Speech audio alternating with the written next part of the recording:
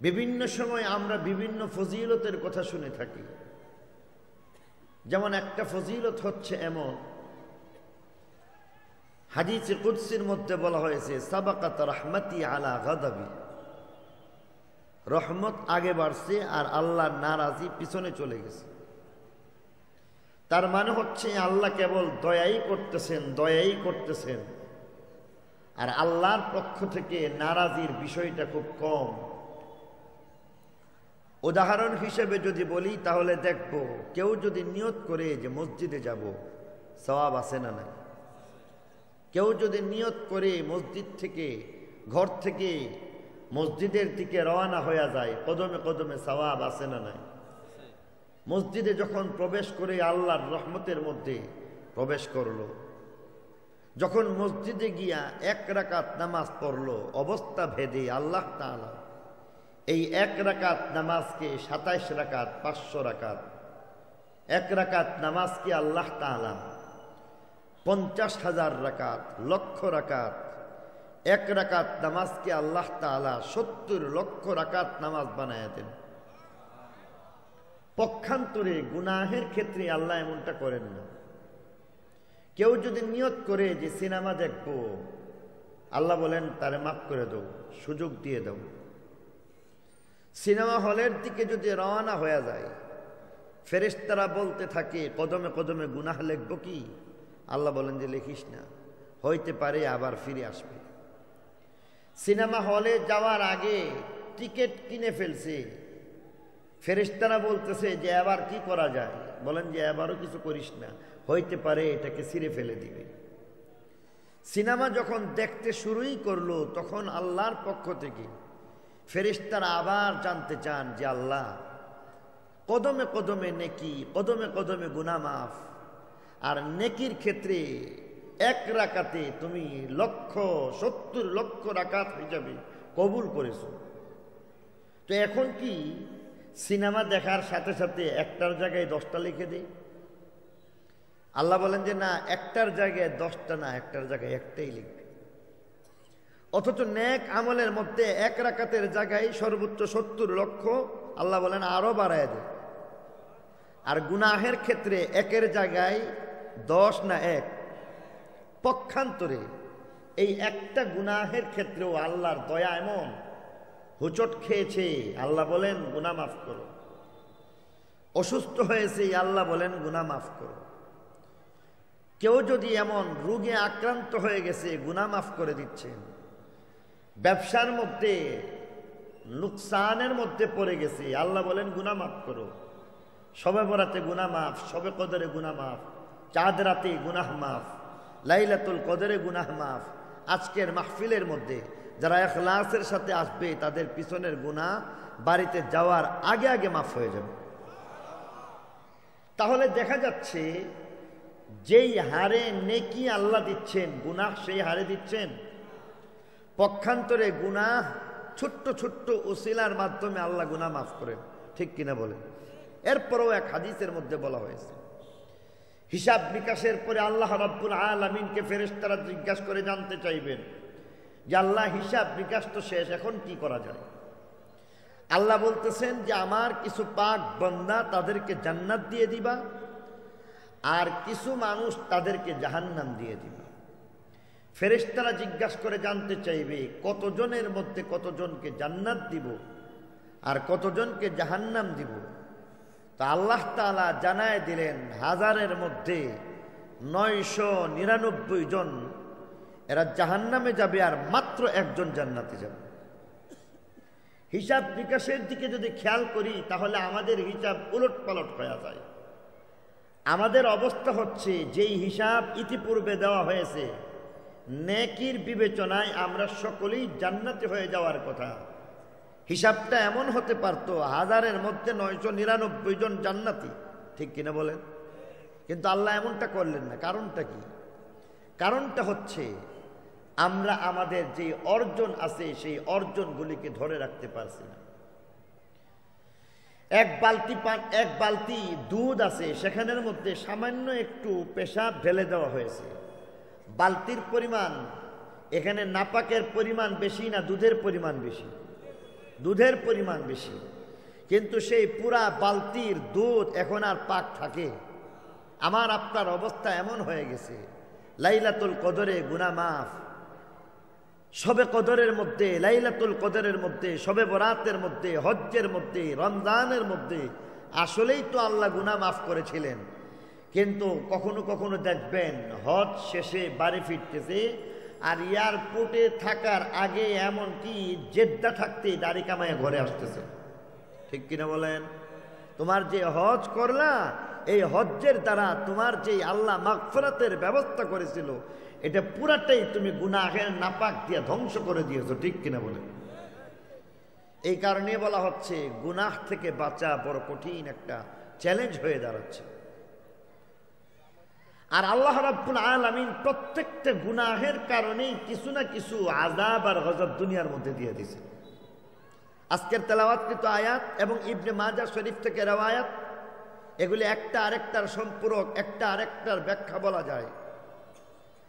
আজকে আমরা অনেকেই ভাবি এত নেক আমল করতেছি, নামাজ, রোজা, হজ, যাকাত, এত কিছু করতেছি, কিন্তু এরপরও দেখা যাচ্ছে ফিলিস্তিনের মজলুম মুসলমান নারী শিশুর আর্তনাদ শোনা যায়। বাংলাদেশের মধ্যেও আমরা মোটামুটি শান্তিতে আছি বলতে পারি না। ঠিক কিনা বলেন? এর কারণ কি? আল্লাহ এই কারণটাই বলে দিয়েছেন। আল্লাহ বলেন, যাহারাল ফাসাদু ফিল বাররি ওয়াল বাহরি বিমা কাসাবাত আইদিন নাস। যাহারাল ফাসাদু ফিল বাররি ওয়াল বাহরি বিমা কাসাবাত আইদিন নাস লিয়ুযীকাহুম বা'দাল্লাযী আমিলু লা'আল্লাহুম ইয়ারজিউন। আল্লাহ বলেন, জলে এবং স্থলে বিপদ লাগে যখন মুসলমানের আমল নষ্ট হয়ে যায়। আমল ভালো, ফল ভালো পাওয়া যায়, আমল নষ্ট হয়ে গেলে ফল ভালো পাওয়া যায় না। আমল ভালো ছিল যখন, তখন মাটি কথাবার্তা শুনে, পানি কথাবার্তা শুনেছি, জীবজন্তু কথাবার্তা শুনে। মদিনা শরীফের পবিত্র মাটির মধ্যে ভূমিকম্প শুরু হয়ে গেল। মদিনা শরীফের পবিত্র মাটিতে ভূমিকম্প দেখে সকলেই ভীত সন্ত্রস্ত হয়ে গেল, সবাই পেরেশান। হযরত ওমর ইবনুল খাত্তাব রাদিয়াল্লাহু তাআলা আনহু তিনি বের হয়ে গেলেন, নারাজ আর রাগান্বিত হইয়া বের হইয়া দান। হযরত উমর ঘর থেকেই বের হইয়া অত্যন্ত রাগান্বিত ভাবে মাটির সাথে কথাবার্তা বলেন। মাটিকে একটা ধমক দিয়া বলতেছেন, মাটি শুনো, তুমি কি জানো না এই মাটির মধ্যেই আল্লাহর হুকুম নবীর তরিকা মতো উমরের রাজত্ব চলেই, তাহলে এখানে কেন ভূমিকম্পের মতো একটা অভিশাপ আর বিপদ চলে আসবি? বলেই তিনি নারাজ হইয়া রাগ ধরে রাখতে পারলেন না, মাটিতে একটা লাথি দিয়া বলেন, থেমে যাও। বলার সঙ্গে সঙ্গে ভূমিকম্প থেমে গেছে। কিয়ামত পর্যন্ত আর মদিনার মাটিতে ভূমিকম্প হবে না। হযরত উমর ইবনে আব্দুল আজিজের গল্প আমরা জানি, ইতিহাস থেকে আমরা জানি,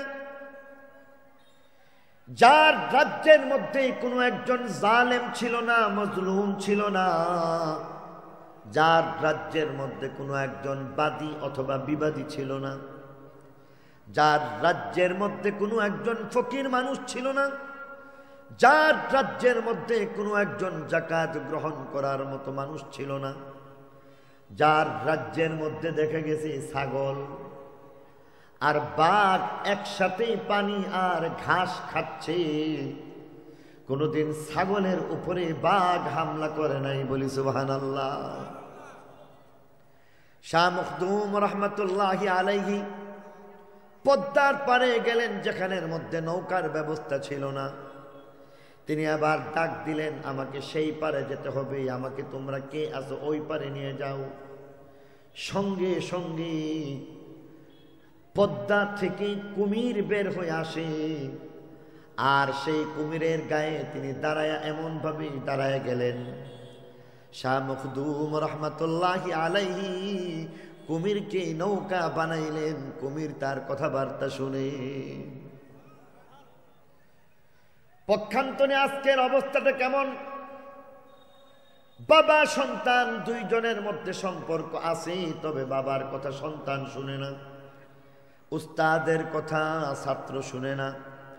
এমনকি দেখা যায় কোথাও কোথাও এমন দৃষ্টতা দেখানো হচ্ছে, ছাত্র সরাসরি উস্তাদের বিপক্ষে চলে যাচ্ছে। এমনকি দেখা যায় কোন কোন ইউনিভার্সিটির মধ্যে এমনটা বেশি বেশি দেখা যায়, যেখানের মধ্যে উস্তাদের বিপক্ষে শুধু দাঁড়াইছে এমন না, বরং সরাসরি উস্তাদের সাথে বেয়াদবি পর্যন্ত করে, ঠিক কিনা? বিপর্যয় আর বিপদ কেন? কোরআনের আয়াতে আল্লাহ বলে দিয়েছে। আল্লাহ বলেছেন, যাহারাল ফাসাদু ফিল বাররি ওয়াল বাহরি বিমা কাসাবাত আইদিন নাস। জমিনের মধ্যে বিপদ লাগবে যখন মুমিনের আমল নষ্ট হয়ে যাইবে, পানির মধ্যে বিপদ লাগবে যখন ইমানদারের আমল নষ্ট হয়ে যায়। ইমানদারের আমল ভালো, জমিনের মধ্যে শান্তি আর শান্তি। ইমানদারের আমল নষ্ট হয়ে যায়, তাহলে জমিনের মধ্যে অশান্তি আর অরাজকতা। কেমন ধরনের অরাজকতা আর অশান্তির কথা বলা হয়েছে? হাদিস শরীফের মধ্যে কোথাও 15টা বিপদের কথা বলা হয়েছে, কোথাও 15টা কবিরা গুনাহের আলোচনা করা হয়েছে, কোথাও 10টা কবিরা গুনাহের কথা বলা হয়েছে, হয়তো বা কোথাও 7টা 6টা কবিরা গুনাহের কথা বলা হয়েছে, কোথাও 3টা, কোথাও 5টা, কোথাও বেশি, কোথাও কম। ইবনে মাজার রিওয়ায়াত যা তেলাওয়াত করা হয়েছে, সেই তেলাওয়াত কিন্তু হাদিসের মধ্যে কমপক্ষে 5টা কবিরা গুনাহের কথা বলা হয়েছে। প্রত্যেকটা কবিরা গুনাহের কুফল আযাব দুনিয়ার মধ্যে কি ধরনের ভোগ করা লাগে তার বর্ণনা দেওয়া হয়েছে। 5টা কবিরা গুনাহ এবং প্রত্যেকটার কুফল, প্রত্যেকটার সাইড এফেক্ট দুনিয়ার মধ্যে কি ধরনের রিঅ্যাকশন হয়ে যাইতে পারে তার বর্ণনা করেছেন। আল্লাহ বলেন, লিউযীকাহুম বা'দাল্লাযী আমিলু, যাতে তাদের কৃতকর্মের কিছু বিচার, কিছু স্বাদ যেন আস্বাদন করে ভুল বুঝে ফিরে আসতে পারে। যেমন উস্তাদ ছাত্রকে শাসন করে, মা বাবা ছাত্রকে শাসন করে, এবং এই শাসনের মাধ্যমে উস্তাদ মা বাবা সকলেই চান ছাত্র অথবা সন্তান ফিরে আসে, সংশোধন যেন হয়ে যায়, ঠিক কিনা বলে? হযরত আব্দুল্লাহ ইবনে উমর রাদিয়াল্লাহু তাআলা আনহুমা থেকে বর্ণিত রিওয়ায়াত, যেখানের মধ্যে আল্লাহ নবীর হাদিস বর্ণনা করতে গিয়ে তিনি বলেন, সাহাবী বলেন,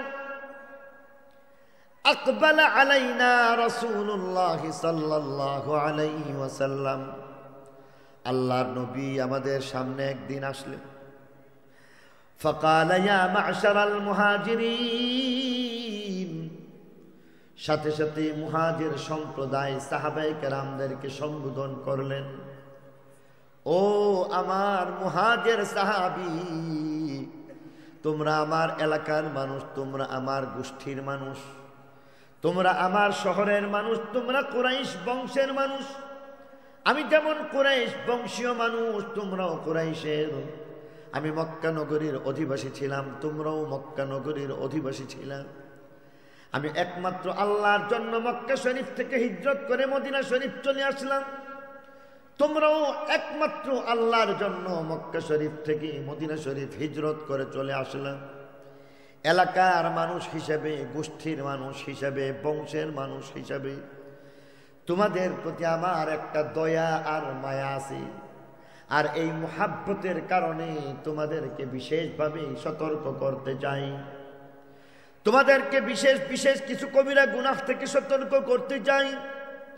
যদিও তোমাদেরকে সতর্ক করলাম, তবে জেনে রাখো এটা সকলের জন্য। উম্মতের প্রত্যেকটা নারী, প্রত্যেকটা পুরুষ, উম্মতের প্রত্যেকটা যুবক আর যুবতী, উম্মতের প্রত্যেকটা বুড়া আর বুড়ি, উম্মতের রাখাল, উম্মতের মালিক, উম্মতের জমিনদার, উম্মতের একজন ব্যবসায়ী, উম্মতের একজন চাকরিজীবী, একজন উম্মতের শিক্ষক, একজন ছাত্র, উম্মতের একজন উস্তাদ, একজন শাগরিদ, উম্মতের আরব এবং অনারব কিয়ামত পর্যন্ত আনে ওয়ালি যত উম্মতি রয়েছে তাদের সকলকে সেই সম্পর্কে সতর্ক হতে হইবে। প্রত্যেকটা গুনাহ সম্পর্কে জানতে হইবে, বুঝতে হইবে, আর গুনাহের কুফল বুঝে বুঝে নিজেকে সামলে নিতে হইবে। আল্লাহ নবী আবার 5টা কবিরা গুনাহের কথা বিশেষভাবে বললেন। আল্লাহ নবী ফরমান, প্রত্যেকটা গুনাহের কুফল বড় ভয়াবহ হয়ে যায়। দুনিয়ার মধ্যে গুনাহ করলে নিস্তার নাই, দুনিয়াতে আল্লাহর পক্ষ থেকে কিছু না কিছু শাস্তির জন্য অপেক্ষা করা লাগে। তবে বিশেষ করে 5টা ভয়াবহ কবিরা গুনাহ যার পরিণতি ভয়াবহ হয়ে যায়, এমন 5টা কবিরা গুনাহ থেকে বাঁচবে, না হয় তার জন্য অবশ্যই অবশ্যই দুনিয়ার মধ্যে তোমরা কোনো না কোনো বিপদের সম্মুখীন হয়ে যাবা। ধারাবাহিকভাবে 5টা কবিরা গুনাহের বর্ণনা করার আগে তিনি আবার আল্লাহর কাছে দোয়া করে গেলেন। মায়ার নবী আবার বললেন, ওয়া আউযু বিল্লাহি আন তুদরিকুহুন্না, আমি রহমতের নবী হইয়া তোমাদের জন্য দোয়া করে গেলাম এমন ভয়াবহ কবিরা গুনাহ থেকে যেন আল্লাহ তোমাদেরকে বাঁচায় দেন, হেফাজত করেন। কোন কবিরা গুনাহ যেমন করা যাবে না, সগীরা গুনাহ যেমন করা যাবে না। বিশেষ করে 5টা কবিরা গুনাহের ভয়াবহ পরিণতি রয়েছে। অতএব এই সকল ভয়াবহ পরিণতি থেকে তোমাদেরকে বাঁচতে হইবে। আল্লাহ নবী 1000 বছর আগে যেই কবিরা গুনাহের কথা বলে গেছেন, আল্লাহ নবী তার যেই কুফল বর্ণনা দিয়েছেন, তার জন্য যেই একটা বিপদের সম্মুখীন হইতে হইবে বলে দিয়ে গেছেন। বাস্তবতার আলোকে দেখলাম সত্যবাদী নবী, সত্যায়িত নবী 1500 বছর আগে যা বলে গেছেন, বর্তমান সময়ের মধ্যে অক্ষরে অক্ষরে সব কয়টা জিনিস সত্য হয়ে যায়। 1 নম্বর কবিরা গুনাহের বর্ণনা করলেন আমার আল্লাহ নবী। আল্লাহ নবী ফরমান, লাম তাযহারিল ফাহিশাতু ফি কওমিন কাত্তু হাত্তা ইউলিনু বিহা। প্রথম নম্বর ভয়াবহ কবিরা গুনাহের নাম হইতেছে বেহায়াপনা, বেলেল্লাপনা, অশ্লীলতা। এমন একটা কবিরা গুনাহ, যেই অশ্লীলতার কবিরা গুনাহ যখন সমাজের মধ্যে চলবে, প্রকাশ্যে যখন অশ্লীলতার সাইলাব চলতে থাকবে, আল্লাহ নবী ফরমান, দেখবা সেই সমাজের মধ্যে কমপক্ষে 2টা বিপদ চলে আসতেছে, বলি নাউজুবিল্লাহ। বর্তমান সময়ের মধ্যে অশ্লীলতা আছে না নাই? একটু জোরে বলতে হবে, আছে না নাই? অবশ্যই আছে। আপনাদের এলাকায় অবশ্যই কম, এটা আমি বিশ্বাস করি। তবে সারা বাংলাদেশ যদি বিবেচনা করা হয়, তাহলে দেখা যাবে অশ্লীলতার সাইলাব বর্তমানে চলতেছে।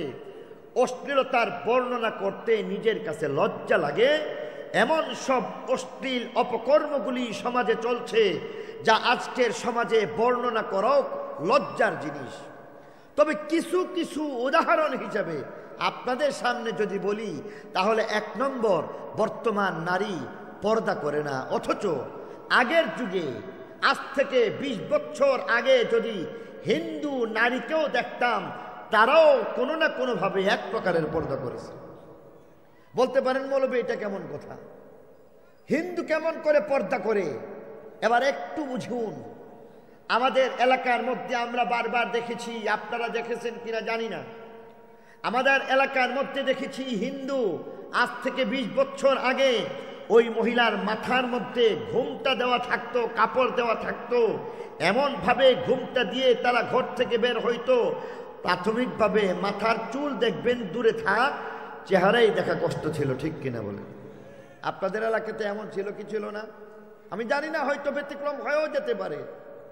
সাথে একটা ছাতা নিয়ে ঘর থেকে বের হতো।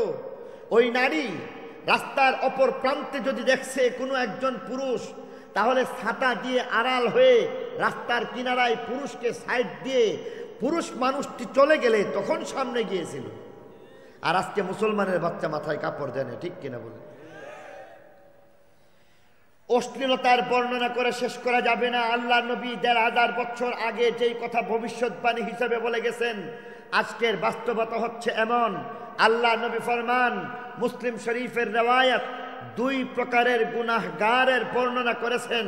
আর 1 প্রকারের গুনাহগার সম্পর্কে বর্ণনা করতে গিয়ে নবী বলেন, ওয়ানিসাউন কাসিয়াতুন আরিয়াত, এমন 1 প্রকারের নারী যাদেরকে জাহান্নামী পর্যায়ের মানুষ তাদেরকে আমি দেখি নাই। তারা হবে এমন, কাপড় পরিধানকৃত অবস্থায় থাকবে, কাপড় পরার পরও তারা থাকবে উলঙ্গ। আল্লাহ নবী বলেছিলেন কাপড় পরার পরও উলঙ্গ। সেই কালে হয়তো বোঝা কঠিন ছিল, কিন্তু আজকের বাস্তবতা হচ্ছে কাপড় পরার পরও নারী উলঙ্গ হয় কি হয় না? আরো জোরে বলতে হবে, হয় কি হয় না? কাপড় পরিধান করতেছে, কিন্তু তার সেই কাপড়ের দ্বারা শরীরের অঙ্গ প্রত্যঙ্গ পরিষ্কার, এমনকি প্যান্ট ছিঁড়া পরা এটাকে একটা ফ্যাশন, ঠিক কিনা বলেন? আজকের নারীদের অবস্থা হচ্ছে এমন, পাতলা কাপড় চোপড় পরিধান করতেছে, পাতলা শাড়ি পরিধান করতেছে, যার কারণে তার পেট দেখা যায়, নাভি দেখা যায়, এমনকি তার পিঠ দেখা যায়, এমনকি তার ঘাড়ের মধ্যে, গলার মধ্যে অঙ্গ প্রত্যঙ্গ পরিষ্কার শুধু দেখা যায় এমনটা না, বরং নির্লজ্জভাবে তারা রাস্তার মধ্যে নিজেদেরকে প্রদর্শন করতেছে। এমনকি প্রায় বিবস্ত্র অবস্থায় রাস্তার মধ্যে বের হয়ে যাচ্ছে, তাদের ছবি সাঁটানো হচ্ছে। কাপড় পরিধান করার পরও আজকের নারী উলঙ্গ, ঠিক কিনা বলে? আল্লাহ নবী এই কারণেই বলছেন এই অশ্লীলতা। বুরকা কিছু কিছু মানুষ পড়তেছে, কিন্তু বুরকা পরার পরও দেখা যায় অনেকের পর্দা হয় না, মুখ খোলা রাখে। যদি বুরকা পরে মুখ খোলা রাখে তাহলে পর্দা হবে? একটু জোরে বলেন, আওয়াজ দিয়ে বলতে হবে। বুরকা পরলেন আর যদি মুখ খোলা রাখেন পর্দা হবে না। বুরকা পরলেন, ফিটিং বুরকা পরিধান করলেন, শরীরের সাথে সেটে লেগে রইল, আপনার হাত কতটুকু মোটা চিকন, আপনার বডির পাশ কতটুকু কি, সব কিছু বোঝা যায়। শুধু বুঝাই যায় না, পরিষ্কারভাবে আপনার বুরকার পরও ভিতরে কাপড়টা যে পরে রাখছেন তার অংশটা এমনভাবে সেটে লেগে আছে, কাপড় সম্পর্কে অনুমান করা যায়, ঠিক কিনা জোরে বলুন? আর বাকি অশ্লীলতার কথা কি বলবো? আজকে নারী, আজকে যুবক নষ্ট হয়ে গেছে। হাজারো এমন দুষ্ট যুবক রয়েছে যারা নিজেদের বৈবাহিক জীবনের মধ্যে পরকীয়ার মধ্যে জড়িয়ে গেছে, ঠিক কিনা জোরে বলুন? পরকীয়ার মধ্যে জড়ায় গেছে শুধু এমন না, এই পরকীয়ার সাথে সাথে দেখা যাচ্ছে নারী তার সাথে অবৈধ হারাম শারীরিক সম্পর্ক স্থাপন করা হচ্ছে। অশ্লীলতা শেষ হয় নাই, এরপরে আরো জঘন্যতম যে বিষয়টা সমাজের মধ্যে পরিলক্ষিত হয়, যেখানের মধ্যে দেখা যায় যে কোনো একজন নারী পরিষ্কারভাবে ওই ছেলের বা যুবকের বাড়িতে চলে যাচ্ছে, কখনো কখনো অনশন করতেছে, সাংবাদিকদের উপস্থিতিতে স্যাটেলাইট টেলিভিশন পর্দার মধ্যে দাঁড়াচ্ছে, আর সেখানের মধ্যে দাঁড়িয়ে দাঁড়িয়ে বলতেছে আমার সাথে অমুক সাহেব তার শারীরিক সম্পর্ক হয়েছে, আমি কখনো ঢাকার মধ্যে রাত কাটিয়েছি, কখনো চট্টগ্রাম রাত কাটিয়েছি, কখনো কক্সবাজার রাত কাটিয়েছি, এমনকি পেটের মধ্যে হাত দিয়া এই কলঙ্কিনী নারী 20 কোটি জনতার সামনে, অর্থাৎ টেলিভিশন যা 20 কোটি মানুষের সামনে পেশ করা হচ্ছে, তাদের সামনে এসে পেটে হাত দিয়ে বলতেছে আমার পেটের মধ্যে তার হারামজাদা সন্তান আছে। এমন কলঙ্কিনী, এমন নির্লজ্জ বেহায়া নারীর অবস্থা বর্তমান বাংলাদেশের মধ্যে আছে না? সারা পৃথিবীর মানুষকে দেখাচ্ছে আমি হারামজাদা, হারাম সন্তান নিয়ে ঘুরতেছি। রাস্তাঘাটের মধ্যে ইফটিজিং এর কথা কি বা বলবো? বাকি সব কথাগুলি আমার চাইতে আপনারা আরো ভালো জানেন। গত 4 দিন অথবা 5 দিন আগের কথা, টেলিভিশনের খবরের মধ্যে কভার করা হয়েছে, নারীর ছবি দেওয়া হয়েছে, আর বলা হচ্ছে একাই 2 স্বামীকে সামলাচ্ছে। নাউজুবিল্লাহ বলেন, আরো জোরে বলেন নাউজুবিল্লাহ। অশ্লীলতা আছে না নাই? বাকিগুলি আর আমি বলতে পারবো না, যা বলা বলে ফেললাম, আর বাকিগুলি বলা যাচ্ছে না।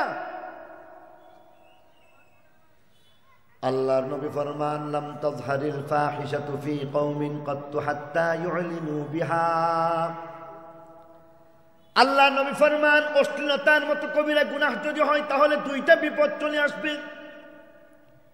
এক নম্বর বিপদের কথা আল্লাহ নবী ফরমান ইল্লা ফাশা ফীহিমুত তাউন। দুই নম্বর ওয়াল আউজা আল্লাতী লাম তাকুন ফি আসলাফিহিমুল্লাযীনা মাদাউ। আল্লাহ নবী ফরমান এক নম্বর কবিরা গুনাহ অশ্লীলতার কবিরা গুনাহের কুফল, দুনিয়ার মধ্যে আমি আল্লাহ রাব্বুল আলামিন তোমাদেরকে মহামারীর বিপদে ফেলে দিব। দুই নম্বর হচ্ছে নতুন নতুন রোগ তোমাদের মধ্যে দিয়া দিব, যেই রোগের নাম তোমরা কোনোদিন শুনো নাই, তোমাদের বাপ দাদা কোনোদিন শুনে নাই। অশ্লীলতার কবিরা গুনাহের কারণে মহান আল্লাহর পক্ষ থেকে 2019 এবং 20 সনের মধ্যে আমরা দেখেছি করোনা মহামারী দিয়া মহান আল্লাহ সারা পৃথিবীকে অচল করে দেখাই দিলেন নবীর কথা সত্য ঠিক কিনা। নতুন নতুন রোগ দ্বিতীয় একটা বিপদ বর্তমানের বাস্তবতা। চিকনগুনিয়ার মতো রোগ, নতুন রোগ চলে আসছে বাংলাদেশের মধ্যে। ডেঙ্গুর মতো রোগ বাংলাদেশে নতুন রোগ চলে আসছে। 20 বছর আগে ডেঙ্গু ছিল না, নতুন নতুন রোগ বাংলাদেশের মধ্যে চলে আসছে। অটিস্টিকের মতো রোগ বাংলাদেশে চলে আসছে, নতুন রোগ। অটিজমের মতো এমন নতুন রোগ চলে আসতেছে, ব্রেন স্ট্রোকের মতো এমন নতুন রোগ চলে আসছে, এমনকি কোলেস্টেরলের মধ্যে চর্বি জমে যাওয়ার মতো রোগ চলে আসতেছে, কিডনির মতো রোগ চলে আসতেছে, কিডনি প্রতিস্থাপন করা হচ্ছে, এমন নতুন নতুন রোগ শুধু আসছে। বাস্তবতার আলোকে যদি বলি এমন আরো হাজার হাজার এমন নতুন রোগ বর্তমান সময়ের মধ্যে চলে আসতেছে, যা বর্তমান বাস্তবতা। মহান আল্লাহর পক্ষ থেকে নবীর কথা সত্য হয়ে গেছে, দেখাই দিলেন অশ্লীলতার কবিরা গুনাহের বদলা 1 নম্বর মহামারী, 2 নম্বর নতুন নতুন রোগ চলে আসবে। অতএব সাবধান হয়ে দাও। আল্লাহ নবী 2 নম্বর কবিরা গুনাহের কথা বললেন। আল্লাহ নবী 2 নম্বর কবিরা গুনাহের কথা বললেন, শুনো, ওয়ালাম ইয়ানকুসুল মিকয়াল ওয়াল মিজান। 2 নম্বর কবিরা গুনাহ হচ্ছে ব্যবসায়ী অসৎ হয়ে যাওয়া, অসৎ কারবারি হয়ে যাওয়া কবিরা গুনাহ। সৎ ব্যবসায়ীর মর্যাদা নবী নিজেই বলে দিয়া গেছেন। একজন সৎ ব্যবসায়ীর মর্যাদা দিতে গিয়ে আল্লাহ নবী এক হাদিসের মধ্যে ফরমান আত-তাজিরুল আমিন মা'আন নাবিয়্যিনা ওয়াস-সিদ্দীকিনা ওয়াশ-শুহাদা'i ওয়াস-সালিহিন। আল্লাহ নবী ফরমান একজন সৎ ব্যবসায়ী, সততার যিনি কারবার করেন, তার মর্যাদা কেমন? নবীর জান্নাত, শহীদগণের জান্নাত, সিদ্দীকের জান্নাত, নেককারের জান্নাত, এমনকি সর্বোচ্চ মর্যাদার অধিকারী হইয়া একজন ব্যবসায়ী নবীর জান্নাতের মধ্যে পৌঁছে যান। বলি সুবহানাল্লাহ। পক্ষান্তরে আল্লাহ নবী ফরমান অসৎ কারবার করবা তবে বিপদ। অসৎ কারবার করা যাবে না, সিন্ডিকেট বাণিজ্য করা যাবে না, মজুদদারির কারবার করা যাবে না, ওজনে কম দেওয়া যাবে না, মিথ্যার কারবার করা যাইবে না, ধোঁকার কারবার করা যাইবে না, ঠকানোর কারবার করা যাইবে না। আঙ্গুল ফুলে কলা গাছ হয়ে যাওয়ার পরিণতি ভালো হয় না, বরং আঙ্গুল ফুলে কলা গাছ যারা হয়ে যায় তাদের পরিণতিটা বড় ভয়াবহ হয়ে যায়। সারুলিয়ার মধ্যে পঙ্খুমিয়া জামে মসজিদ রয়েছে, যেখানের পার্শ্ববর্তী মসজিদের মধ্যে আমি এক সময় নামাজ পড়িয়েছি, যেখানের মধ্যে দেখা গেছে পঙ্খুমিয়া সাহেব, আমি নিজে তাকে হয়তোবা দেখেছি। বর্তমান সময়ে তিনি মসজিদের জন্য যেই জায়গাটা দিয়েছেন, এই জায়গার দাম কম পক্ষে 10 কোটি টাকা হইবে। সেই পঙ্খুমিয়া সাহেব যিনি 1000 কোটি টাকার মালিক ছিলেন, লাখ লাখ টাকার মালিক ছিলেন, তার মসজিদের সামনে আমি নিজ চোখে দেখেছি পঙ্খুমিয়া মানুষের পিছনে পিছনে দৌড়াচ্ছে আর বলছে, মামা মামা 5টা টাকা দে, 5টা টাকা দিয়া যা, 5টা টাকা দিয়া যা। তার মানে হচ্ছে কেউ যদি অসৎ কারবার করে তার ফল ভালো হয় না। আল্লাহ নবী এই কারণে জানায় দিলেন ওয়ালাম ইয়ানকুসুল মিকয়াল ওয়াল মিজান। অসৎ কারবার যদি তুমি করতে থাকো তাহলে তোমার জন্য 3টা বিপদের সম্মুখীন হওয়া লাগবে। বলি নাউজুবিল্লাহ। অসৎ কারবারি আমাদের সমাজে আছে না নাই? কথা বলেন না কেন? অসৎ কারবারি, মিথ্যার কারবারি আছে না নাই? সিন্ডিকেট বাণিজ্য করতেছে, সবাই মিলে দাম বাড়ায় দিতেছে, যে বলবা মাল নাই। মানুষকে ঠকাইয়া জিম্মি করে আজকে আমাদেরকে ঠকানো হচ্ছে, ঠিক কিনা বলেন? আজকে আমাকে আপনাকে যারা এমনটা করছে, আঙ্গুল ফুলে কলা গাছ বনে যাচ্ছে, মনে করতেছে পেটের মধ্যে অনেক অনেক কিছু পেয়ে গেছে। আল্লাহ নবী ফরমান, নিজের পেটে লাথি দিয়েছো, শুধু তাই নয়, বরং জনগণ এমনকি তোমার কওমের মধ্যে তিনটা বিপদ চলে আসবে। 1 নম্বর, ইল্লা উখিযু বিসসিনিন, 2 নম্বর ওয়া সিদ্দাতিল মাউনা, 3 নম্বর ওয়া জাওরিস সুলতানি আলাইহিম। আল্লাহ নবী ফরমান, 3টা বিপদের 1 নম্বর বিপদের নাম হইতেছে অভাব। বাংলাদেশে অভাব আছে না নাই? 1 নম্বর বিপদ অভাব, 2 নম্বর বিপদ সিদ্দাতিল মাউনা, জিনিসপত্রের দাম বাড়ায় দেওয়া হইবে, দ্রব্যমূল্যের ঊর্ধ্বগতি বাংলাদেশে আছে না নাই? 3 নম্বর জাওরিস সুলতানি আলাইহিম, জালেম চাপায় দেওয়া হইবে। লক্ষ্য করার বিষয়, আল্লাহ নবীর কথাটা কেমন সত্য হয়ে গেছে। আজকে বাংলাদেশে অভাব, অথচ ছোটবেলায় দেখেছি সারা বছর নিজের ক্ষেতের ফসল নিজে উঠাইছে, এমনকি বাড়ির আঙ্গিনার মধ্যে কখনো পেঁয়াজ রসুন চাষাবাদ করা হয়েছে। প্রত্যেকের ঘরের মধ্যে মাচার উপরে যেখানের মধ্যে পেঁয়াজ রসুন রাখা হয়েছে, সারা বছর খেয়ে দিয়ে শীতকালের আগে আগে সব কিছুকে বিক্রি করে দিয়েছে। বারবার বলা হচ্ছে তাড়াতাড়ি বিক্রি করো, না হয় এগুলি নষ্ট হয়ে যাবে। এমন করে করে সারা বছর খেয়েছে, সারা বছর বিক্রি করেছে। এমনকি পেঁয়াজের কোনো ধরনের অভাব আমাদের মধ্যে দেখা যায় নাই। বর্তমান এমন অভাব, পেঁয়াজ রসুন 4 মাসের মধ্যে খতম হয়ে যায়। 4 মাস পরে আমাদের জন্য পেঁয়াজ ইন্ডিয়া থেকে আমদানি করা লাগে, ঠিক কিনা? 4 মাসের পরে পেঁয়াজ নাই হয়ে যায়, রসুন পাওয়া যায় না, আদা চাইনা থেকে আনতে হচ্ছে। এই অভাব শুধু অভাব না, বরং আজকের বাস্তবতা হচ্ছে যে বাংলাদেশের মধ্যে বিদেশ থেকে ছেলে অথবা আমার কোনো আপনজন লক্ষ টাকা পাঠাইছে, পাঠানোর পরে আপনি একটা চেকের মধ্যে লিখে দিলেন 1 লক্ষ টাকা বিদেশ থেকে পেয়েছি, আমাকে দিয়ে দাও। ব্যাংক থেকে ম্যানেজার সাহেব মুস্কি হাসি দিয়ে মিষ্টিভাবে আপনাকে 1 কাপ চা খাইয়ে বলেছেন, ভাই সাহেব, এই লাখ টাকা 1 চেকে হবে না, 10 দিনে আসবেন, প্রত্যেকটা চেকে 10,000 টাকা করে 10 দিনে 1 লক্ষ টাকা দেওয়া হবে। আমার টাকা আমাকে দেওয়া হচ্ছে না, ব্যাংকগুলি দেউলিয়া হয়ে গেছে। অন্তত 4টা ব্যাংক দেউলিয়া ঘোষণা করা হয়েছে। দেশের মধ্যে অভাব আছে না নাই? আওয়াজ দিয়া বলেন, আছে না নাই? আল্লাহ নবীর কথা মিলে কিনা দেখেন তো, বাস্তবের সাথে মিলে যায়? জিনিসপত্রের কথা যদি বলা হয়, আজকে দ্রব্যমূল্যের ঊর্ধ্বগতির কথা কি বলবো? 1 কেজি আলুর দাম কত চিন্তা করে দেখুন, 1 হালি মুরগির ডিমের দাম কত, 1 হালি হাঁসের ডিমের দাম কত, সামান্য 1 কেজি চিনির দাম কত। আপনারা তো এমন একটা বর্ডার এরিয়ার মধ্যে রয়েছেন, কাঁটাতারের মাত্র ব্যবধান, একটা কাঁটাতারের ব্যবধানের মধ্যে, কাঁটাতারের ওই পারে ইন্ডিয়ার মধ্যে 1 কেজি চিনির দাম মাত্র 30 টাকা। কাঁটাতারের ব্যবধানে বাংলাদেশের মধ্যে মাত্র সামান্য কাঁটাতারের ব্যবধানে 1 কেজি চিনির দাম 130 টাকা, ঠিক কিনা বলেন?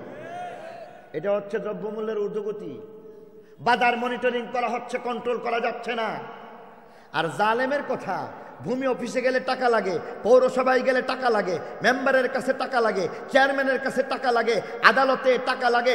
টাকা ছাড়া এমন কোনো অফিস পাওয়া বড় কঠিন, যেখানের মধ্যে ন্যায় নিষ্ঠার সাথে আপনার উপযুক্ত সেবা আপনাকে দিবে, এমন বাংলাদেশের মধ্যে পাওয়া যাচ্ছে না। এমন জালেম আমাদের সম্প্রদায়ের মধ্যে, সমাজের মধ্যে আছে না নাই?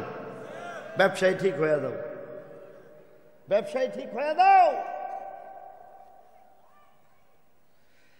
আল্লাহ নবী ফরমান, 3টা বিপদ, উখিযু বিসসিনিন, অভাব লাগবে, সিদ্দাতিল মাউনা, জিনিসপত্রের দাম বাড়বে, 3 নম্বর, ওয়া জাওরিস সুলতানি আলাইহিম, ভয়াবহ 3 নম্বর কবিরা গুনাহের কথা আল্লাহ নবী ফরমান, ওয়ালাম ইয়ানকুদু ওয়ালাম ইয়ামনাউ যাকাতা আমওয়ালিহিম ইল্লা মুনিউল কাতার মিনাস সামা। তৃতীয় নম্বর কবিরা গুনাহ, যাকাত বন্ধ, তবে বৃষ্টি বন্ধ হয়ে যাবে। বর্তমানে যাকাত দেয় না, যারা যাকাত দিচ্ছে তারা হিসাব করে দেয় না। আবার যারা যাকাত দিচ্ছে তারা এমনভাবে শুডাউন করতেছে, ফেসবুকের জন্য সেলিব্রেশন করতেছে। যারা যাকাত দিচ্ছে আগে থেকে জানায় দিচ্ছে রমজান মাসের এত তারিখে যাকাত দেওয়া হইবে, আর একটা লুঙ্গির জন্য দেখা যায় ধাক্কাধাক্কি শুরু হয়ে গেছে। এমনকি সেখানের মধ্যে ময়মনসিংহ, চট্টগ্রামের ঘটনা এমন পাওয়া যায় যেখানের মধ্যে একটা যাকাতের কাপড়ের জন্য মানুষের জীবন পর্যন্ত হরণ করা হয়েছে, ঠিক কিনা? নোয়াখালীর মধ্যে দেখা গেছে একটা যাকাতের কাপড়ের জন্য মার দেওয়া হয়েছে। নারী পুরুষ সকলেই মিলে যখন গেলেন, এবার একটা কাপড়ের জন্য হাত যখন বাড়াইছেন, হাত বাড়ানো অবস্থার মধ্যে অনেকেই হয়তো বা দেখেছেন, জানেন, আমি নাম বলতে চাই না, বাংলাদেশের বড় কোনো একজন নেতার ভাই, যে কিনা এমনভাবে এই যাকাতের কাপড় তো দিলই না, বরং উপরন্তু তার মধ্যে দেখে গেছি উল্টো তাকে একটা থাপ্পড় দিয়ে দিছে, ঠিক কিনা? এই মিয়া, তোমার মাইক ঠিক করো। ওয়ালাম ইয়ামনাউ যাকাত আমওয়ালিহিম ইল্লা মুনিউল কাতার মিনাস সামা। আল্লাহ নবী ফরমান, বৃষ্টি বন্ধ হয়ে যাবে যাকাত যদি বন্ধ হয়ে দাও। বলতে পারেন বৃষ্টি তো বন্ধ হচ্ছে না, বৃষ্টি তো পাচ্ছি।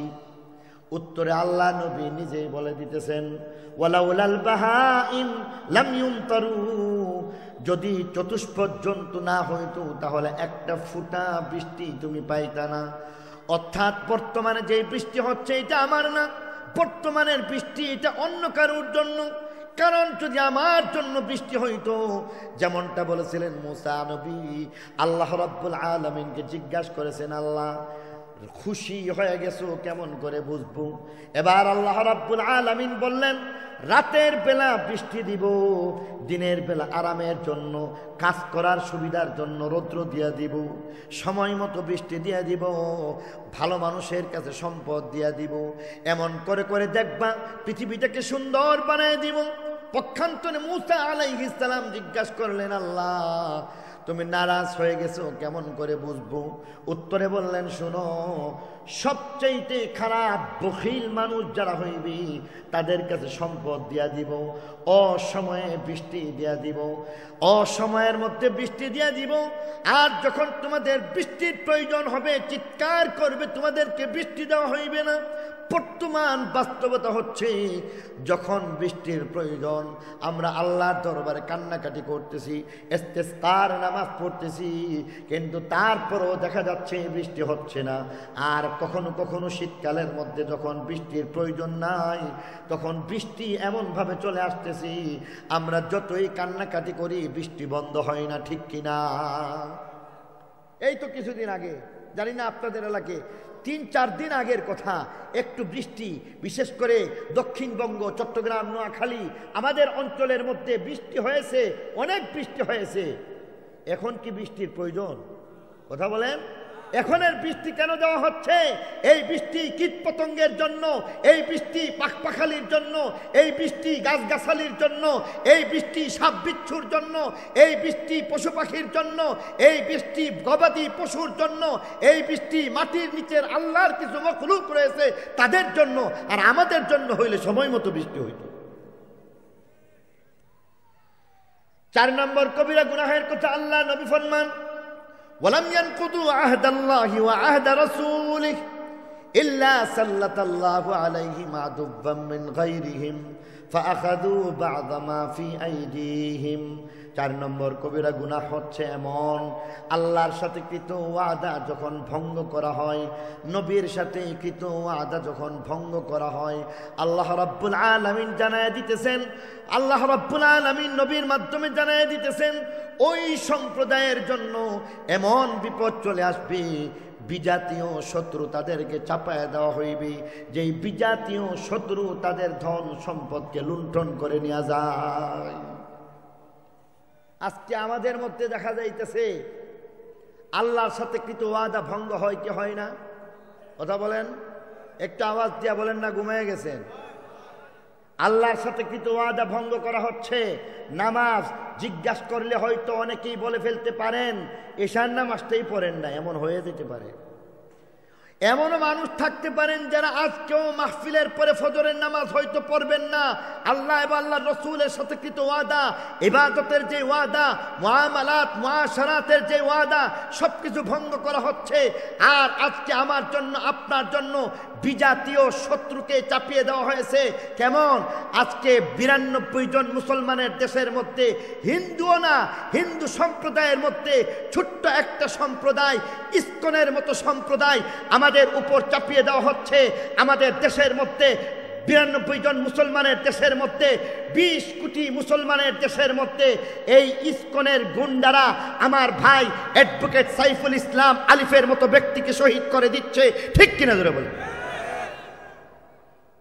আজকে কেমন আশ্চর্যের কথা, নিজের খায়া নিজের করতে অসুবিধা ছিল না, অথচ এই হিন্দু সম্প্রদায় তাদেরকেও বাংলাদেশের মুসলমানরা টাকা দেয়। হিন্দুদেরকে বাংলাদেশের মুসলমানরা টাকা দিচ্ছে। মন্দির মুসলমানের টাকা দিয়া চলতেছে, গির্জা মুসলমানের টাকা দিয়া চলতেছে, পেগুডা মুসলমানের টাকা দিয়া চলতেছে। বলতে পারেন কেমনে? তাহলে আমি 2 মিনিটে একটা জরিপ বলি, আপনারা রাজি? বাংলাদেশে মুসলমান কতজন? শতকরা 90 জন বলেন। 90 জন বলেন। বাংলাদেশে মুসলমান কতজন? 90 জন। আর 10 জন হচ্ছে এমন হিন্দু, বৌদ্ধ, খ্রিস্টান 3 প্রকার যেমন আছে, 13 প্রকারের উপজাতি আছে। তাহলে বাংলাদেশ যদি চালাইতে হয়, 100 টাকার যদি প্রয়োজন হয়, মুসলমান একাই 90 টাকা দিল। ঠিক কিনা বলে? 100 টাকা যদি দিয়ে থাকে তাহলে মুসলমান একাই 90 টাকা দিল। আর বাকি 10 টাকা 16 প্রকারের ধর্মাবলম্বী অথবা নৃগোষ্ঠী সহ তারা সকলে মিলে 10 টাকা দিল। চিন্তা করে দেখেন, হিন্দু তাহলে হিসাব করলে দেখা যায় 2 টাকাও দিল না। ঠিক কিনা বলে? খ্রিস্টান 1 টাকাও দিল না, বৌদ্ধ 1 টাকাও দিল না। তাহলে বোঝা গেল এই বাংলাদেশের মধ্যে আবার আরেকটা অভিশাপ হচ্ছে, বর্তমানেও ধর্ম নিরপেক্ষ রাষ্ট্র হিসাবে এখনো বলবৎ আছে। এটা আপনারা হয়তো জানেন কি জানেন না, এটা এখনো ধর্মনিরপেক্ষ রাষ্ট্র। কারণ আরেকবার যখন নাকি নির্বাচিত সরকার আসবে, সংসদে যখন পাশ হবে, তখন ভিন্ন কিছু আসতে পারে। ততদিন পর্যন্ত সেই আগের সরকার যেমন ধর্মনিরপেক্ষ রাষ্ট্র বানিয়ে দিয়েছেন, সেই ধর্মনিরপেক্ষ রাষ্ট্র হিসাবেই এখানের মধ্যে বলবৎ আছে। ঠিক কিনা বলেন? ধর্মনিরপেক্ষ রাষ্ট্রের আরেকটা মূলনীতি হচ্ছে সকল ধর্মের সমান সুযোগ সুবিধা হবে। সকল ধর্ম সমান সুযোগ সুবিধা পায় কি পায় না? মুসলমান যেই সুবিধা পাবে, হিন্দু কি সমান পাইবে না কম পাইবে? একটু আওয়াজ দেওয়া বলতে হবে। আমি আপনাদের কাছে এই সাহায্যটুকুন চাইব, আপনারা মেহেরবানি করে আওয়াজ খুলে, রাত অনেক হয়ে গেছে, এবং এই রাতের বেলা আপনারা যদি উৎসাহ না দেন আমি আর কথা বলতে পারবো না। অন্তত ভিনদেশী একজন মুসাফির হিসাবে, একজন মুসলমান ভাই হিসাবে আপনাদের কাছে এতটুকুন আমি দাবি করব, আপনারা উত্তর দিবেন তো ইনশাআল্লাহ? হিন্দু মুসলমানের সমান সুযোগ সুবিধা পাইবে না কম? ভুল বলছেন। ধর্মনিরপেক্ষতার অভিশাপ তো এটাই। ধর্মনিরপেক্ষ রাষ্ট্র হিসেবে বলে হিন্দু মুসলমান যে সুবিধা পাইবে, হিন্দু সমান পাইবে না কম? সমান পাইবে। কেন? ধর্মনিরপেক্ষ রাষ্ট্র। মুসলমান যে সুযোগ সুবিধা পাইবে, খ্রিস্টান সমান পাইব নাকি কম? কেন? ধর্মনিরপেক্ষ রাষ্ট্র। মুসলমান যে সুযোগ সুবিধা পাইবে, সেখানের মধ্যে বৌদ্ধ সমান সুযোগ পাইব না কম? তাহলে সমান সুযোগ সুবিধা, হিন্দু, বৌদ্ধ, খ্রিস্টান সকলে সমান সুবিধা পায়। এই যদি অবস্থা হয়ে থাকে, তাহলে মুসলমান কিন্তু শতকরা 90 টাকা দিয়ে দেশ চালাইতেছে। তাহলে মুসলমান 90 টাকা দেওয়ার পরও আল্লাহর ঘর মসজিদের মধ্যে যদি 10,000 টাকা অনুদান পায়, হিন্দু 1 টাকা দেওয়ার পরেও যেহেতু এটা ধর্ম নিরপেক্ষ রাষ্ট্র, সেই হিসাবে তারা কম পাইবে না 10,000ই পাইবে? 10,000ই পাইবে। কেন? ধর্ম নিরপেক্ষ রাষ্ট্র।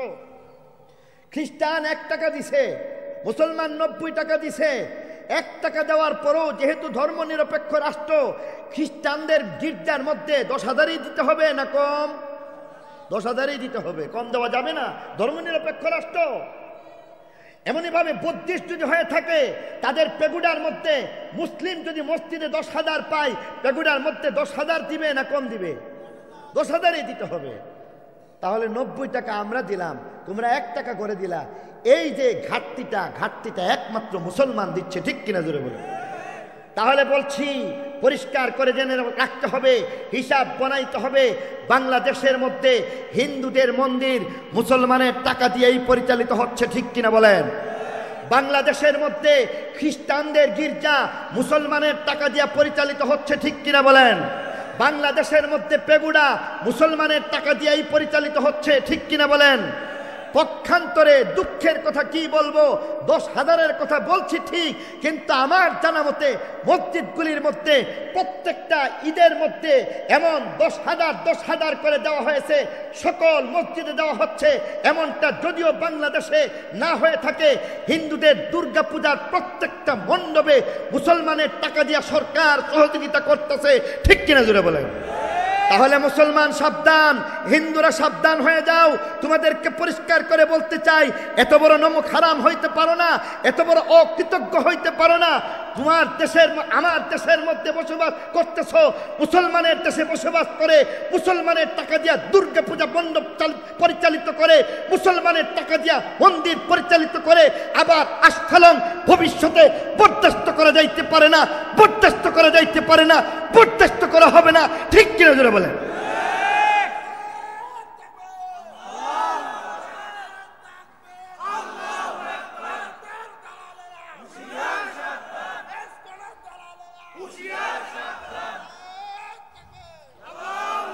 বর্তমান তত্ত্বাবধায়ক সরকারের প্রতি আমার 2টা কথা আছে। বর্তমান তত্ত্বাবধায়ক সরকারের প্রতি আমার 2টা কথার একটা হচ্ছে মুসলমানদের সাথে সংশ্লিষ্ট, আর একটা হিন্দুদের সাথে সংশ্লিষ্ট। মুসলমানদের মধ্যে নামধারী বেঈমান কাফের মুরতাদ একটা সম্প্রদায়ের নাম কাদিয়ানি, ঠিক কিনা বলেন? সরকারের কাছে আমার বিনীত আবেদন, এই দেশের মধ্যে 92% মুসলমানের দেশের মধ্যে আরো একটা সংস্কার নিয়ে আসুন, কাদিয়ানীদেরকে সরকারিভাবে অমুসলিম ঘোষণা করে দিতে হবে, ঠিক কিনা জোরে বলেন? মুসলমানদের সাথে দ্বিতীয় আরেকটা বিষয় সংশ্লিষ্ট হচ্ছে, আমাদের মুসলিম সমাজের মধ্যে কাদিয়ানী যেমন মুসলিম নাম দিচ্ছে, আসলে তারা বেঈমান কাফের দাজ্জাল কাযযাব মুরতাদ, সন্দেহ নাই। ঠিক তেমনি ভাবে হিন্দুদের মধ্যে আরো একটা দল রয়েছে যার নাম হইতেছে ইসকন। এই ইসকন সাধারণ যে সনাতনী ধর্মাবলম্বী হিন্দু ধর্মাবলম্বী যারা রয়েছে তাদের সাথে তার কোনো সম্পর্ক নাই, বরং হিন্দু আমাদের মতো, আমাদের মুসলিম দেশের মুসলমানের মতো কাদিয়ানির মতোই আরেকটা এমন জঙ্গিবাদ, একটা ফিতনাবাদ, দাগাবাদ একটা সংগঠন, ঠিক কিনা জুড়ে বলেন? আমরা পরিষ্কার ভাবে বলতে চাই, আমাদের দেশ ধর্মনিরপেক্ষ রাষ্ট্র, বৌদ্ধ খ্রিস্টান সমান সুযোগ সুবিধা নিয়ে থাকবো, কোনো অসুবিধা নাই। তবে মৌলবাদ, জঙ্গিবাদ, ইসকনের মতো এমন জঙ্গিবাদকে বাংলাদেশের মধ্যে অন্যান্য দেশের মতো নিষিদ্ধ ঘোষণা করতেই হবে, ঠিক কিনা জোরে বলে? আর যদি তা না হয় আরো একবার শাপলা চত্বরে যেতে হবে, ঠিক কিনা বলে? আর একবার শাপলা চত্বরে যেতে হবে। কাদিয়ানীদেরকে অমুসলিম ঘোষণা না করে, ইসকনকে নিষিদ্ধ ঘোষণা না করে বাড়িতে ফেরা যাব না। কে কে রাজি আছেন? আল্লাহ দেওয়া জান দিয়া মাল দিয়া অগ্রসর হতে হবে, প্রস্তুত থাকতে হবে, ঠিক কিনা জোরে বলে?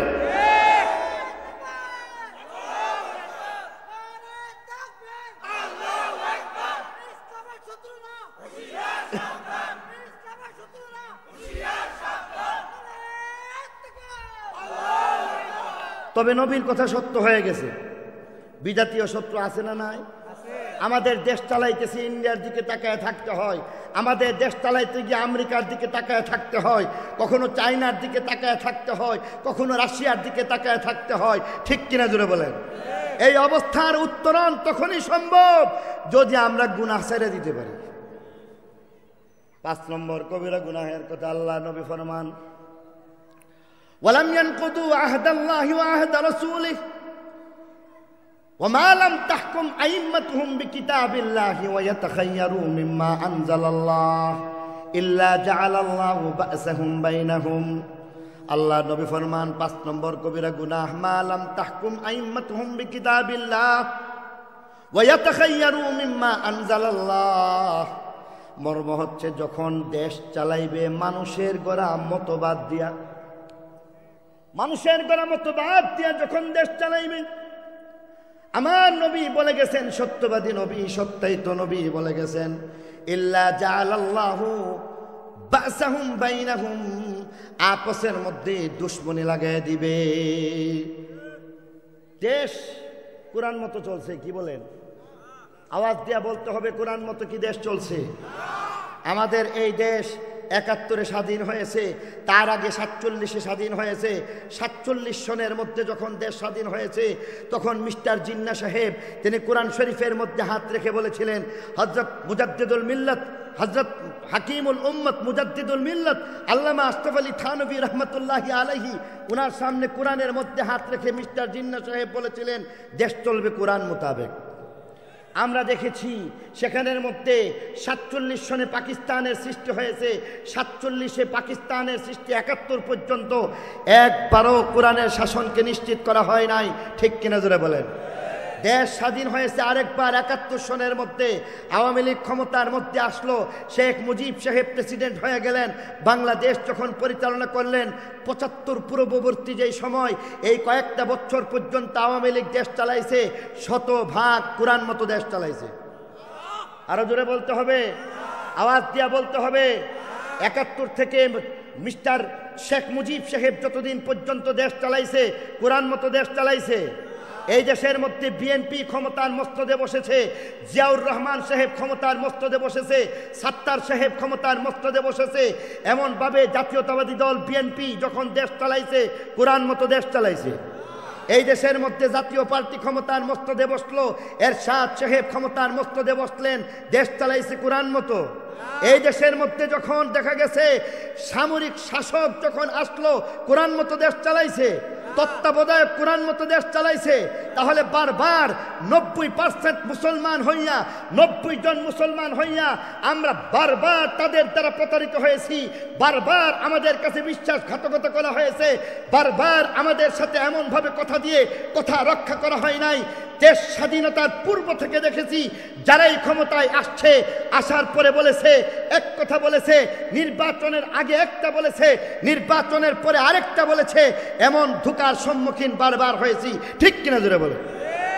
১ নম্বর, আল্লাহ বিচার করে দিয়েছেন। আল্লাহ কেমনে বিচার করছেন?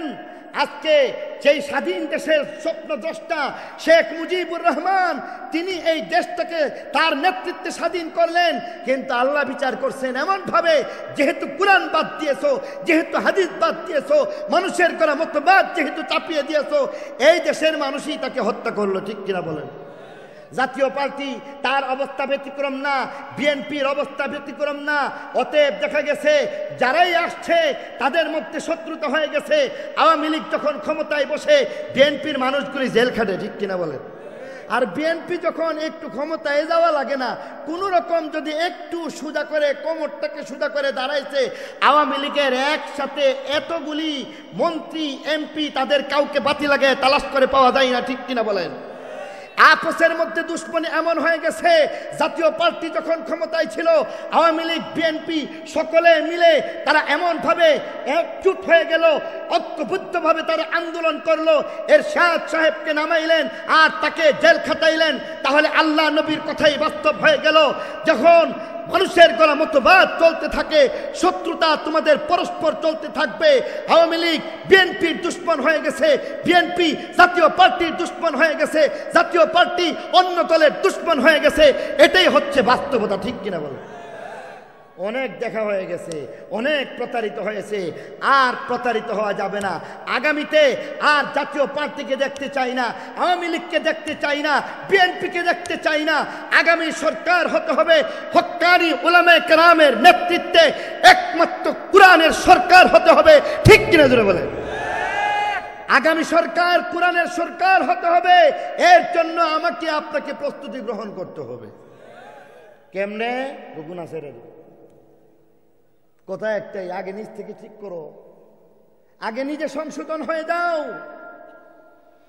যাহারাল ফাসাদু ফিল বাররি ওয়াল বাহরি বিমা কাসাবাত আইদিন নাস লিয়ুযীকাহুম বা'দাল্লাযী আমিলু লাআল্লাহুম ইয়ারজিউন।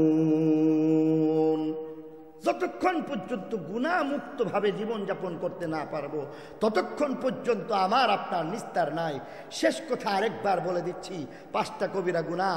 1 নম্বর কবিরা গুনাহ, অশ্লীলতা যদি হয় 2টা বিপদ।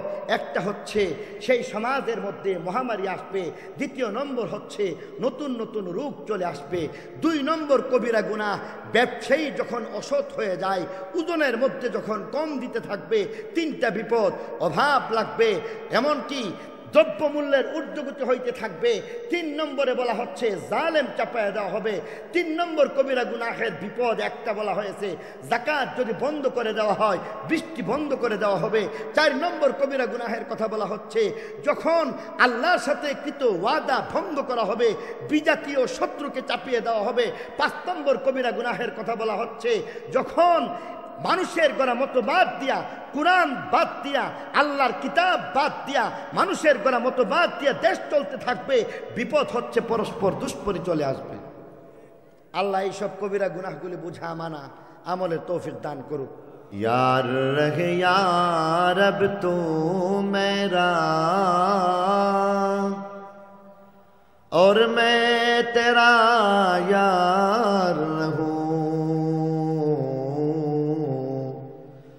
मुझको है फ़क़द तुझसे हो मोहब्बत, खल्क़ से मैं बेज़ार रहूं। सब खुशियों को आग लगा दो, गम से तेरे दिल शाद रहे, तुझ पर सब घर बार लुटा दो, खानाए दिल आबाद रहे।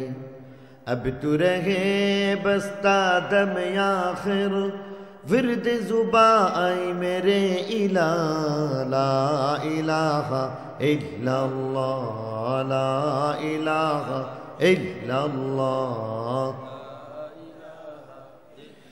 ला इलाहा इल्लल्लाह, मुहम्मदुर रसूलुल्लाह सल्लल्लाहु अलैहि वसल्लम। ঐতিহ্যবাহী হামিউ সুন্নাহ কাসিমুল উলুম কারামতিয়া কৌমিয়া ও হাফিজিয়া মাদ্রাসার বার্ষিক সভা উপলক্ষে আয়োজিত আজকের এই মহতি মুবারক মাহফিলের জনাব সভাপতি, প্রধান অতিথি, বিশেষ অতিথি, মুআজ্জাজ ও মুহতারাম উলামায়ে কেরাম, মুরব্বিয়ান ইযাম, বেরাদারানি ইসলাম, পর্দার আড়ালের মা ও বোনেরা, আল্লাহ পাকের দয়ার মেহেরবানি যে আল্লাহ তাআলা আমাকে আপনাকে বরকতময় এই দ্বীনি মজলিসে আসার বসার তৌফিক দিলেন, আল্লাহর শুকরিয়া হিসেবে দিল থেকে সবাই বলি আলহামদুলিল্লাহ। রাত অনেক হয়ে গেছে, দীর্ঘ সময় পর্যন্ত উলামায়ে কেরামের মুবারক তাকরীর শুনছিলেন আপনারা। শেষ বেলায় আমি আপনাদের সামনে কিছু কথা বলতে চাই। তার আগে একটা জানা কথা স্মরণ করতে হবে। যেখানে কোনো কাজ ইখলাসের সাথে হয় সেখানে ফল ভালো পাওয়া যায়, আর ইখলাস বহির্ভূত, ইখলাস বিবর্জিত কোনো কাজ আল্লাহর কাছে দাম পাওয়া যায় না। আজকের এই মাহফিলের মধ্যেও আমাকে আপনাকে ইখলাসের সাথেই কিছু কথা বলতে হবে, শুনতে হবে। আমলের নিয়তে কথাগুলি বলবো, শুনবো, রাজি আছি ইনশাআল্লাহ। আল্লাহ আমাদের সবাইকে তৌফিক দান করুক, সবাই বলি আমিন। বর্তমান সময়ের মধ্যে বড় একটা সমস্যা হচ্ছে, নেক আমল করা যাচ্ছে কিন্তু গুনাহ থেকে বাঁচা যাচ্ছে না। অনেক নামাজ, রোজা, হজ, যাকাতের লোক পাওয়া যায়, তালাশ করলে দেখবেন শতকরা 20 জন 30 জন নামাজ পড়ে। তালাশ করলে দেখা যায় কিছু না কিছু মানুষ রোজা রাখতেছে, কিছু মানুষ যাকাত দিচ্ছে, কিছু মানুষ হয়তোবা হজ্জের মতো কোনো ইবাদত করতেছে, জিকির আজকার হচ্ছে, কোরআন তেলাওয়াত হচ্ছে, কিছু মানুষ হয়তোবা দান খায়রাত করতেছে, আগের কাতারে নামাজ পড়তেছে, কিন্তু তারপরও গীবত ছাড়তে পারতেছে না। ঠিক কিনা বলেন? সকলের আগে আগে তাহাজ্জুদ নামাজ পড়তেছে, উঠতেছে, কিন্তু কখনো কখনো দেখা যায় যে এমন তাহাজ্জুদ গুজার ব্যক্তি তার মেয়ে পর্দার মধ্যে থাকতে পারতেছে না, বিবিকে বেপর্দা ছেড়ে দিচ্ছে। এর দ্বারা দেখা যায় আমাদের যে অর্জন আছে সেই অর্জনগুলি নষ্ট হয়ে যায়।